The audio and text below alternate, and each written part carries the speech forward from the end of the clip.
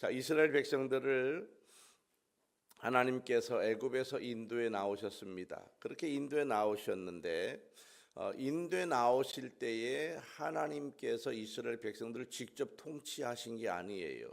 하나님이 사람을 직접 통치하시지 않아요. 왜 그러냐 하면 만약에 직접 통치하면 살아남을 사람이 없기 때문에 그렇습니다. 그래서 반드시 누구를 두느냐 하면 중보자를 두는 거예요. 중보자. 그래서 이 구약 시대 이스라엘 백성들에게 하나님과의 이스라엘 백성들 간의 중보자는 모세고 신약 시대에 와서 지금의 우리의 중보자는 예수 그리스도입니다. 이 중보자가 중요해요. 이 중보자가 중요한데 이스라엘 백성들을 이제 애굽에서 출애굽 시켜서 광야로 들어올 때에 이 모세를 중보자로 세우시고 모세에게 권한을 부여합니다. 그 권한이 뭐냐 하면 세 가지인데 바로 종교권, 그다음에 사법권, 그다음에 행정권, 이 세 가지 이 권세를 부여합니다.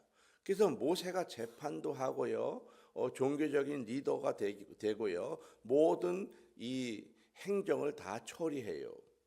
자, 그런데 모세가 이제 그 세 가지를 다 하다가 한 가지를 떼내. 그게 뭐냐면 종교권이에요.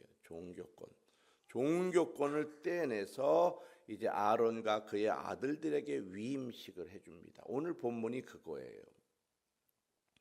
이 제사장직이라고 하는 것은 세습되기 때문에 사실은 모세가 내가 제사장이 되겠다고 해도 할 수 있어요.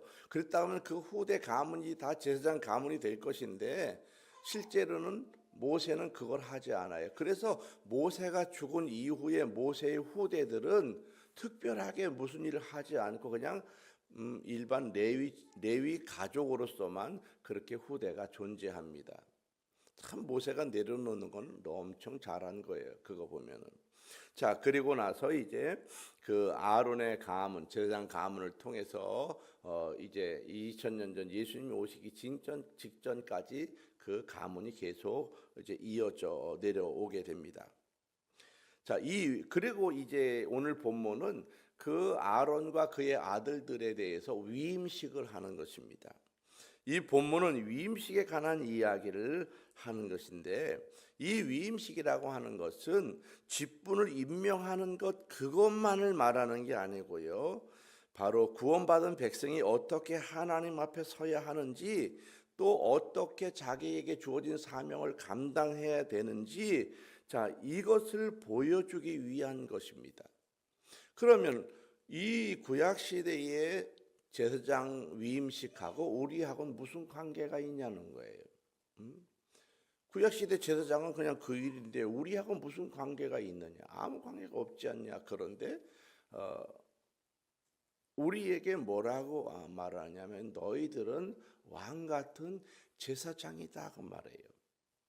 그래서 우리는 이 시대의 중보자인 예수님을 통해서 왕 같은 제사장으로 임명받은 사람입니다. 그래서 나는 어떤 사람이냐? 왕 같은 제사장이에요. 여러분이 각자 그런 사람이에요. 그러면 제사장의 역할은 무엇이냐 하면 중재자 역할을 하는 거예요. 백성들의 이야기와 백성들의 죄와 백성들의 요구를 다 가지고 하나님의 성전에 나가서 하나님 앞에 기도하고 예배를 드려서 그 하나님이 그것에 대해서 지시를 하면 그 지시를 받아 갖고 와서 다시 내가 이야기를 하는 사람이 바로 제사장입니다. 그래서 이 제사장에는 누가 있느냐 하면 바로 영적인 백성이 있는 거예요.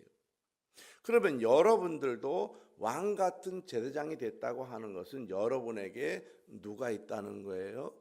여러분이 거느리는 영적인 백성이 있다는 거예요. 그 백성이 1명일 수도 있고 1000명일 수도 있고 10,000명일 수도 있는 거예요. 여러분에게는 어떤 백성이 있습니까? 가장 가까운 것은 누구겠어요? 여러분이 같이 살아가는 가족이 여러분들에게는 바로 백성인 것입니다. 영적인 백성입니다. 그래서 내가 이 영적인 제사장으로서 내가 가까이 살아가는 그 믿지 않는 가족들의 이름을 불러가면서 하나님 앞에 내가 기도하고 아뢰고 하나님의 신탁을 받아서 운영해야 될 책임이 있다는 거예요. 여러분 그런 신분을 가진 사람들입니다. 이것이 곧 바로 사명입니다. 그래서 내가 예수 믿는 사람인데 우리 가족 중에서 안 믿는 사람이 있어. 근데 그 사람의 이름을 내가 품고 기도하지 않는다면 나는 사명을 저버리는 사람이에요. 사명을 개같이 내버리는 사람이에요. 이것이 바로 우리의 큰 문제입니다. 이 하나님은 구원받은 사람들을 통해서 하나님을 섬길 수 있는 거룩한 그 직임을 부여하십니다. 하나님이 주시는 사명의 자리를 우리를 부르는 그 가장 기초적인 사명이 뭐냐 하면 바로 내가 알고 있는 가장 가까운 사람들에게 그 이름을 하나님 앞에 불러 아뢰주는 거예요. 이것이 가장 중요한 사명입니다. 위임식이라고 하는 말은 어떤 말이냐면 밀레타 야드라고 하는 이 원어인데, 이 밀레타 야드라고 하는 원어는 손에 가득 채운다 그런 말이에요. 손에 가득 채운다. 제사장 손에 가득 채운다 그거예요. 무엇을 가득 채우느냐? 바로 바칠 제물들을 그 제사장 손에 가득 채워주는 거예요. 그래서 이 제사장은 백성들이 와서 동물들을 끌고 오면 그 동물들을 잡으라고 해서 잡고 나서 그 제물을 손에 가득 들려주면 그걸 가지고 하나님 앞에 나가서 가득 들고 가서 제사를 지내는 사람이 바로 제사장입니다. 이게 사명인 거예요. 사명인 거. 여러분 생각해 봐요. 동물을 잡았어요. 동물 잡는 거 보셨어요? 동물 잡으면요 굉장히 비린내가 나요. 배를 가르면 이상한 피비린내가 막 나기 때문에 보기보다 굉장히 역겨워요. 근데 제사장은 맨날 그 일을 해봐야 좋겠어요? 사실은 괴로운 직업이에요. 맨날 잡아가지고 쉬지 않고 이 사람이 배 가르고 저 사람이 배 가르고 맨날 거기서 이것저것 기름 다 떼갖고 와서 피가 불들 묻었을 텐데 제사장 손에다 더 올려주고서 제사 드려달라고 그럴 거 아니에요. 근데 오늘 제사장이 기분이 나빠. 오늘 제사 드리고 싶지 않아. 만약에 그런다고 해봐요. 오늘 벌써 10번째야. 내일. 만약에 이런다고 하면 이 제사장은 자기의 사명을 저버리는 사람이에요. 여러분에게 여러분 가족이 있어요. 내가 그 사람들의 이름을 내 손에 붙여서 하나님 앞에 올려야 될 사명을 가진 사람인데 오늘 내일도 복잡해. 뭐지? 그걸 나중에 뭐 은혜가 되면 되겠지. 이렇다고 하면 여러분은 그 사명을 저버리는 사람이에요. 내 가족을 위해서 기도하지 않는다? 세상 사람보다 더 악한 사람이다. 성경은 이렇게 말씀해요. 자, 제사장이 제사장직을 감당하기 위해서 먼저 해야 될 일이 뭐냐 하면 바로 자기를 위해서 속죄죄를 드리는 것입니다. 속죄제사. 이 제사장도 결국 죄인이기 때문에 먼저 자신을 위해서 하나님 앞에 속죄제사를 드립니다. 이 땅에 죄가 없는 사람이 없어요.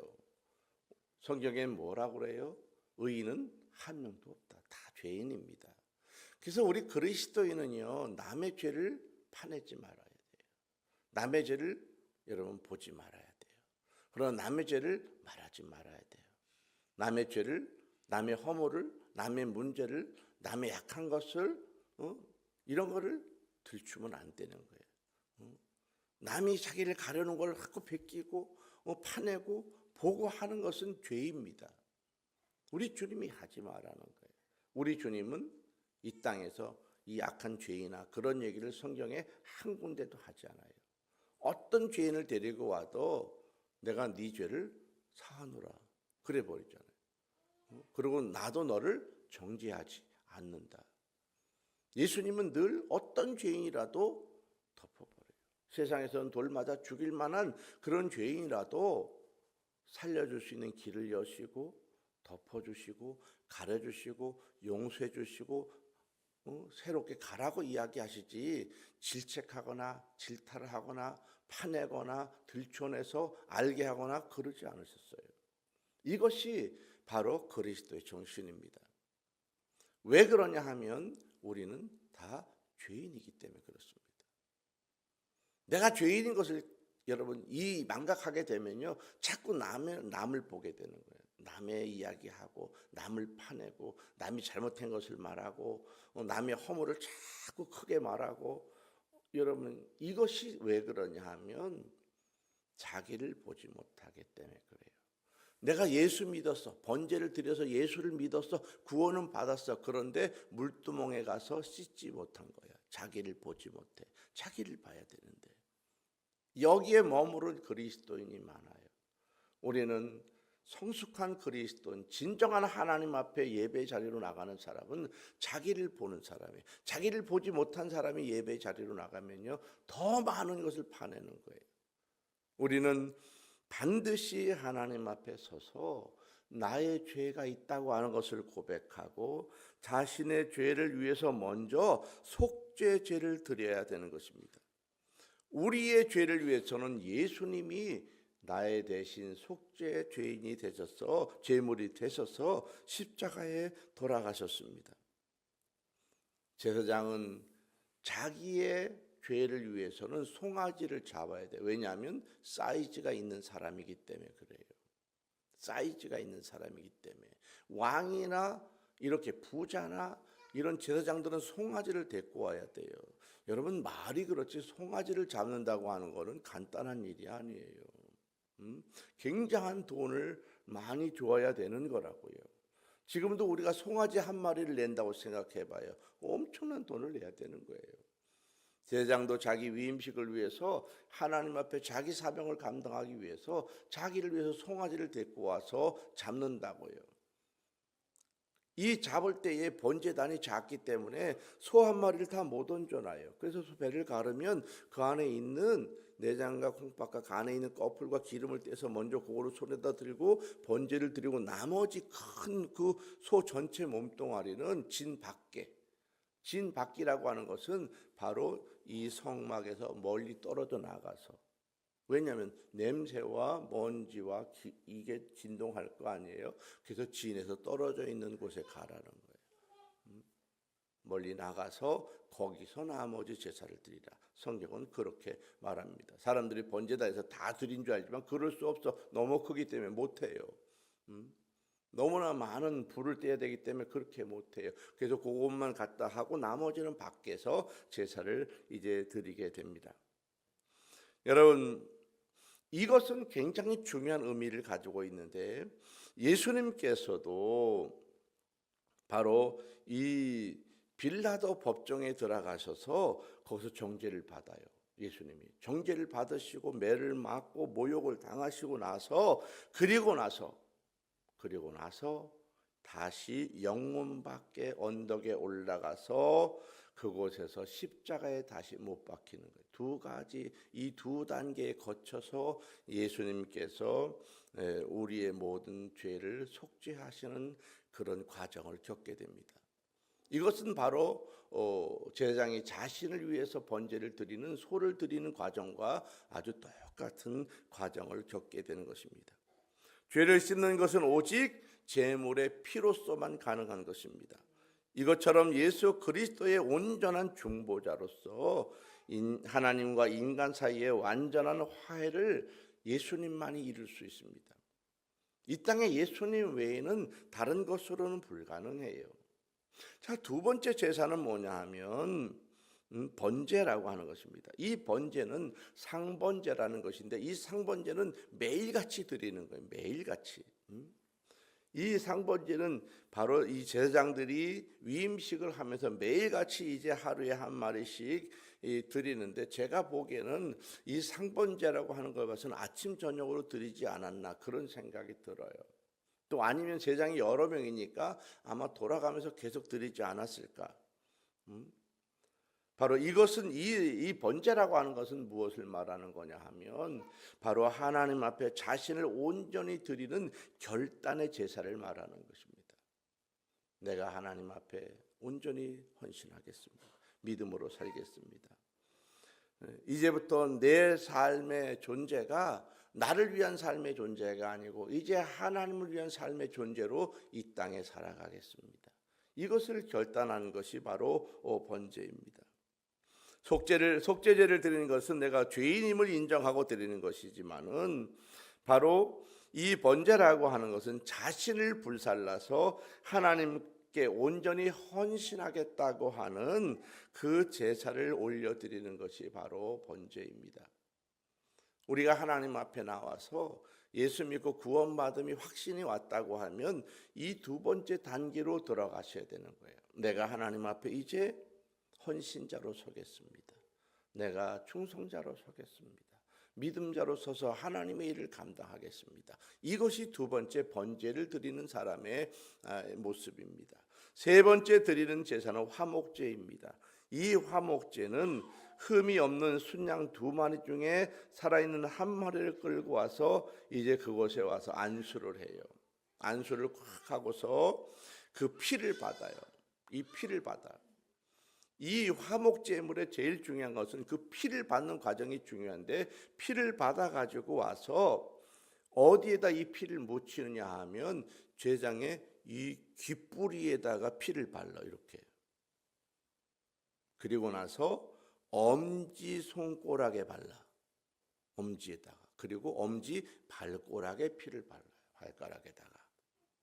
그럼 왜 그러냐는 거예요. 왜 그렇게 바르느냐? 왜 귀에다 바르고 엄지 손가락, 엄지 발가락에 바르느냐? 자, 그러면 쉽게 보십시다.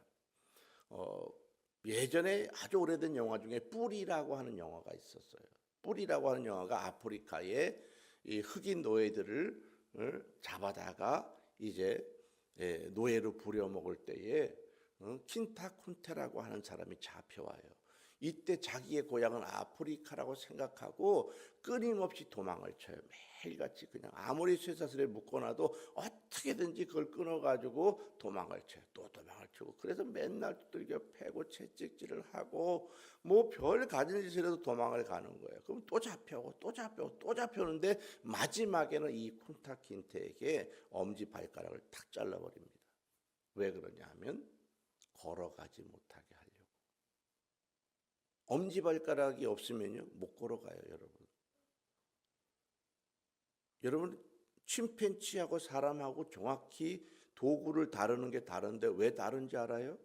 이 엄지손가락이 다르기 때문에 침팬지는 사람처럼 정교한 도구를 다루지 못해요. 이 엄지손가락이 그렇게 중요한 거예요.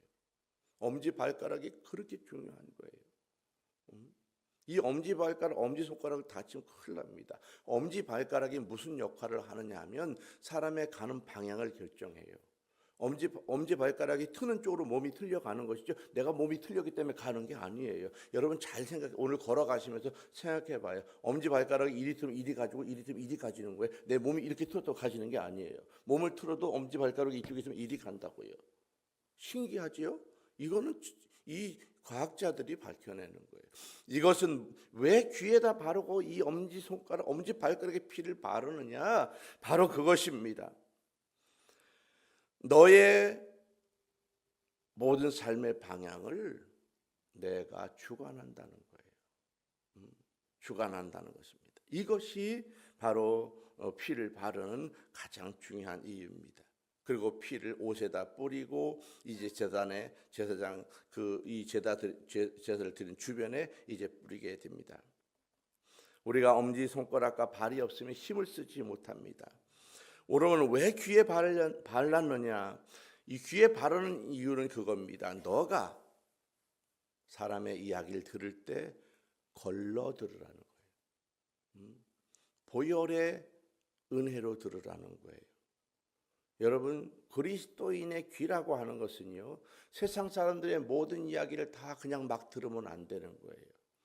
걸러 들어야 되는 거예요. 아무 말이나 여러분 들으면 안 돼요. 그럼 누구 말을 들었을 때 마음이 막 뒤흔들리는 것은 여러분 아직 걸러지지 않은 거예요. 그래서 여러분 어떤 사람이 어떤 말을 하든지요, 내가 그것이 그리스도의 마음에 맞지 않으면 그 귀를 닫아야 되는 거예요. 피를 바르는 이유가 바로 거기에 있는 것입니다. 손가락에 피를 발랐다고 하는 것은 아무거나 내가 만지지 않겠다는 거예요. 바로 발가락에 발랐다고 하는 것은 아무 곳이나 내가 함부로 가지 않겠다는 거예요. 이것에 대한 정결을 말하는 것입니다. 왜 피를 발라요? 아무 말이나 듣지 않는 거예요. 아무거나 행하지 않는 거예요. 아무 곳에나 가지 않는 거예요. 여러분, 우리 그리스도는 가서는 안 될 곳들이 있는 것입니다. 손으로 행하면 안 될 것이 있는 것입니다. 이것을 제사장이 바로 화목제를 통해서 자기를 정결하게 하는 방법입니다. 하나님 앞에 예배자가 하나님과 화목하고 나서 하나님의 음성을 들으면서 세상의 사람들과 교통하는 것, 바로 이것입니다. 이 화목제물은 특별히 다 드리지 않아요. 그 안에 있는 것만 딱 기름과 그 껍질만 드리고 나머지는 제사장들과 거기 온 사람들이 다 나눠서 구워 먹어요. 같이 나눠 먹을 수 있어. 이것 하나는. 왜냐하면 화목제이기 때문에, 화목해지는 거기 때문에. 그래서 제사를 드리면서 하나님과 화목하고 바로 주변에 있는 사람들과 화목해지는 것입니다. 그래서 내가 어떤 이야기를 들을 때 화목한 이야기가 아니야, 그러면 들으면 안 되는 거예요. 이 귀에 피를 바른 이유가 그것입니다. 하나님과 화목하지 않은 이야기, 또 나와 화목해지지 않는 이야기, 교회가 화목해지지 않는 이야기, 가족이 화목해지지 않는 이야기는 내가 귀를 닫아야 되는 거예요. 들으면 안 되는 거예요. 이걸 따라가면 화목해지지 않을 것 같아. 그러면 귀를 닫아야 되는 거예요. 화목한 얘기가 아닌 것 같아. 닫아버려야 되는 거예요. 이것이 바로 피를 귀에다 바른 이유입니다. 손가락에 바른 이유가 뭐예요? 이것이 화목할 일이 아닌 것 같아. 내가 행하는 것이. 그럼 하면 안 되는 거예요. 내가 화목한 곳이 아닌 것 같아. 그럼 가면 안 되는 거예요. 자, 네 번째 드리는 제사는 소제입니다. 이 소제라고 하는 것은 흔들어 드린다고 하는 제사를 소제라고 해요. 소제는 가로로 드리는 것인데 이것을 특별히 요제라고 말합니다. 요제. 이 요제라고 하는 것을, 요자는 흔든다는 거예요. 흔들 요자입니다. 흔들 요자. 그래서 어떤 분은 허리 요자를 쓰기도 하는데 이 정확한 것은 흔들 요자라는 거예요. 그래서 이 곡식을 가져오면요, 이렇게 갖고 오는데 뭘 갖고 오냐면 떡, 부침개, 그다음에 과자 이런 걸 구워서 갖고 와요. 그러면 그거를 다 한 바구니 다 갖고 오는 게 아니고 그중에서 한 개씩만 이렇게 표본으로 가지고 와서 그거를 바구니에다가 제장이 이렇게 들고 흔들어, 이렇게 흔들어. 이게 제사법이에요. 이게 제사법이 그러네. 흔들어. 그래서 흔들 요제라는 거. 흔들고서 이렇게 허리까지 갖고 와요. 이렇게 하나님, 이 사람이 갖고 왔습니다. 흔들어요. 이렇게. 그래서 하나님 앞에, 그리고 그것만 이제 같이 거기다 태우는 거예요. 그래서 그 향기로운 냄새를 가지고 태워드리고, 나머지는 어떻게 하느냐? 그날 당번 제사장이 먹어요. 가지고 가요. 그들의 가정의 양식이 되는 거예요. 그래서 자, 그런 말이 있어요. 자, 중은 밥을 어디서 먹어요? 네? 중은 어디서 밥을 먹어요? 절에서 먹잖아요. 그렇지 않아요? 목사는 어디서 밥을 먹어요? 뷔페에서 먹어요. 자, 우리가 그런 것입니다. 중은 절에서 밥을 먹는 것처럼 목사는 교회에서 밥을 먹는 거예요. 이것은 무엇을 말하는 거냐? 바로 이 요제를 말하는 거예요. 요제. 성도들이 갖고 온 감사 예물을 통해서 목사가 살아가는 거예요. 목사는 자꾸 이 교회를 담당할 때에 세상 일을 해서 살아가도록 만들면은 성도들 책임이에요. 성도들 책임이에요. 그래서 목사는 어떻게든지 이 안에서 살아가면서 자기 일을 잘 감당하도록 성도들이 그 목사를 반드시 책임지고 가야 되는 것입니다. 이게 바로 요제라는 것입니다. 이 제사장이 요제를 드려야 되는데 가서 요만큼만 갖고 왔어. 그리고 하나 갖다 들었더니 내가 혼자 먹기도 부족해. 그럼 가족은 먹을 수가 없잖아요. 그래서 이 성도들이 와서 하나님 앞에 요제를 드리러 올 때는 드리는 양이 있어. 양이 그냥 내가 원하는 대로만 조금 갖고 오는 게 아니라 갖고 오는 양이 있어. 기본이 1리터가 넘는다고요. 그거를 구워서 갖고 오는 거예요. 근데 요즘에 1리터는 별거 아니지만요. 이 당시 1리터는요. 돌 정부에 맨날 그걸 고운 가루가 만들도록 빻는 건 간단한 일이 아니에요. 그래서 굉장한 수고가 들어가는 거예요. 근데 그거 막 1리터 얼마나 고생했다고 이걸 함부로 주겠어? 막 이러면서 아까워서 못 준다고 생각해봐요. 하나님이 그 제사를 잘 받지 못하시는 거예요. 자, 우리가 하나님 앞에 드려야 할 때 바로 그런 것입니다. 이 요제라고 하는 것은 그것입니다. 요제를 드릴 때는 반드시 집에서 이 드리는 사람이 그 곡식의 껍데기를 까야 되는 거예요. 갈아야 되는 거예요. 이것이 바로 요제를 드리는 사람의 마음이고 모습입니다. 내가 하나님 앞에 헌금을 드릴 때는 바로 그 껍데기를 까고 가루가 되도록 내가 수고해서 그것이 하나님 앞에 드려지는 거예요. 그래서 그 수고를 하나님이 받으시는 거예요. 이것이 바로 요제. 그래서 하나님 앞에 흔드는 거예요. 받으십시오 하나님. 여기 가져왔습니다. 아시죠? 보시죠? 이러고 드리는 거예요. 그게 요제라고 하는 것입니다.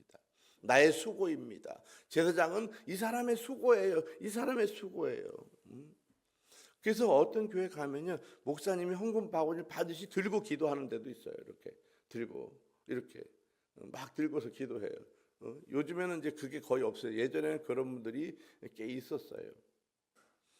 자, 이렇게 해서 하나님 앞에 드리는 것인데, 이 요제라고 하는 것은 드리는 사람이 이 껍데기를 깐다는 게 뭐예요? 자기의 자아가 부서지는 걸 말하는 거예요. 그리고 자기가 완전히 하나님 앞에 부드러워진 상태에서 나를 드리는 것을 요제라고 말하는 거예요.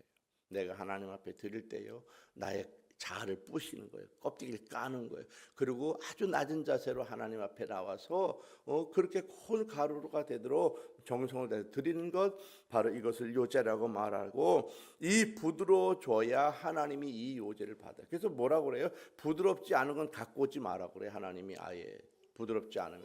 왜? 그건 안 받으신다. 제사를 안 받아요. 그래서 그를 드렸으면요, 이 연기가 올라가지 않고 땅으로 꺼져버려요. 안 받은 거예요. 그날 안 받는 거예요. 그래서 반드시 가져갈 때는 고운 가루가 되도록 해서 가져가야 되는 거예요. 이것이 바로 요제 제사법입니다. 자, 그다음에 이 제사장을 이제 씻겨요. 목욕을 다 시키고서 이제 옷을 새롭게 갈아 입힙니다. 바로 우리가 하나님이 명하신 거룩한 의복을 입는 것입니다. 우리가 그리스도로 말미암아 이 믿는 자의 인격이 바로 깨끗해짐을 상징하는 거예요. 씻겼다고 하는 것은 내 인격이 변화됐다고 하는 걸 말하는 거예요. 우리가 성전에 와서 내가 예수를 믿기 시작하면요, 인격이 변해야 돼요. 성격이 바뀌는 거예요. 입이 바뀌고 마음이 바뀌고 눈초리가 바뀌고요. 자기의 행동이 바뀌어야 되는 거예요. 거칠면 안 되는 거예요. 하나님께 나와서 씻겼다고 하는 게 뭐냐? 왕 같은 제장은 씻겨야 왕 같은 제장이 되는 거예요. 옷을 갈아입힌다는 거예요. 이 옷을 갈아입힌다고 하는 것은 바로 하나님 앞에서 거룩한 일을 감당할 수 있는 이 사명을 받을 사람을 말하는 것인데, 그 사명을 받을 사람들은 반드시 인격적 변화가 있어야 된다는 것입니다.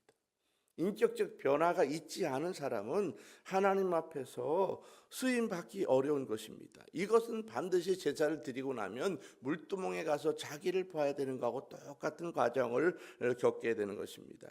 자신의 인격을 씻어내고 다듬어 가야 되는 거예요. 이것이 바로 이 제사장이 씻고 새 옷을 갈아입는 과정하고 똑같은 것입니다. 우리가 하나님의 말씀과 성령의 역사로 말미암아 내가 충만해지는 것, 이것이 바로 그리스도의 이 거룩함을 덧입는 것입니다. 제사장의 옷을 입는다, 거룩한 옷을 입는다고 하는 것은 무엇을 말하느냐? 바로 성령의 은혜의 역사를 덧입는 것을 말씀하는 것입니다. 이 옷은 거룩한 옷입니다. 내가 거룩해지는 것은 오직 하나님의 성령의 역사밖에 없습니다. 하나님의 성령의 은혜로만 옷 입어야 내가 의로운 삶을 살아갈 수 있습니다. 인간의 의로는 살아가지 못해요. 여러분이 다른 사람에게 구제를 하든 사랑을 갖다 베풀든 내가 어떤 걸 하든지 간에 내가 하나님의 성령의 은혜 가운데 다가가지 않으면요, 우리는 그 사람이 우리를 좋게 받아주지 않아요. 우리는 무엇을 하든지 반드시 성령의 은혜 가운데 여러분 해야 될 줄로 믿습니다. 제가 지난주에 회의를 하는데요, 이런 일이 있었어요. 오래 목회하신 목사님이 이제 회의를 하고 식사를 하는데 이 어르신 목사님이 제 식탁에 찾아왔어요. 아, 이 목사 뭐 하면서 얘기하는 거예요. 뭐 하고 싶은 얘기가 있다는 거예요. 그래서 뭔지 말씀하세요. 그랬더니 이야기하는데 뭐냐 하면 자기 교회에 젊은 여자분이 새벽기도 온다는 거예요. 그래서 너무 젊은 여자분이 새벽기도 오는 게 쉽지 않잖아요. 그래서 하도 1년 동안 열심히 오길래 물어봤대. 어쩌다가 새벽기도 이렇게 열심히 오느냐. 그랬더니 이분이 하는 말이 우리 엄마가 돌아가실 때에 너는 주일 예배하고 새벽기도를 꼭 나가라. 그리고 유언을 하고 돌아가셨다는 거예요. 그래서 그렇게 나온다고. 그게 너무 대단하시다고 그렇게 이야기했는데 이제 문제는 그 이후부터 이 문제가 난 거예요. 이분이 맨 앞자리 와서 앉는데요. 그럼 새벽기도 이제 설교를 막 하시면 이 교인이 가만히 앉았다가 설교가 마음에 안 들거나 자기하고 안 맞으면 계속 이렇게 머리 흔든다는 거예요. 이렇게 아니라고 절레절레 흔든대요. 그게 목사님이 왜 저러나. 맨날 뭐 설교하다 보면 뭐 자기가 안 맞으면 계속 이렇게 흔든다는 거예요. 이 목사님이 엄청 스트레스를 받는데 설교하는데 자꾸 아니라고 그러니까 이게. 그래서 이제 왜 그러나 하고 이제 어느 날 오시라서 물어봤대요. 자기하고 안 맞아서 그렇다고. 자기도 성경 읽고 오는데 그게 아닌 것 같다고. 그래서 이렇다는 거예요. 그래서 설교라고 하는 것은 나하고 안 맞아도 그냥 듣고 가고 받는 것이지 그걸 거기서 아니라고 하면 안 된다고. 그 당일 때문에 내가 이 설교가 되게 어렵다. 그렇게 안 하면 좋겠어. 근데 그렇게 하겠다고 이제 그렇게 됐대요. 한동안 안 그러더니 또 어느 때부터 또 앞에서 계속 이런다는 거예요. 계속. 그게 결국 2년 동안 이분하고 이제 스트레스가 있었던 거예요. 그래서 또 2년 후에 또 불렀대요. 왜 그러냐고. 그렇게 하지 말라고. 당일 때문에 내가 얼마나 스트레스 되는지 아냐고. 하지 말라고. 그랬더니 이분이 그날 여기만 교회예요. 그리고 나가버렸다는 거예요. 무엇을 말하는 거예요? 여러분, 바로 인격적 변화가 없다는 걸 말하는 거예요. 우리가 교회를 와도요, 인격적 변화가 없다고 하는 것은 내가 예수를 믿지만은 바로 성령의 그 은혜의 역사가 없는 사람을 말하는 거예요. 여러분, 교회를 50년 다닐 수도 있어요. 그러나 성령의 인격적 변화가 없는 사람은요, 아무 일도 할 게 없어요. 열매가 없어요.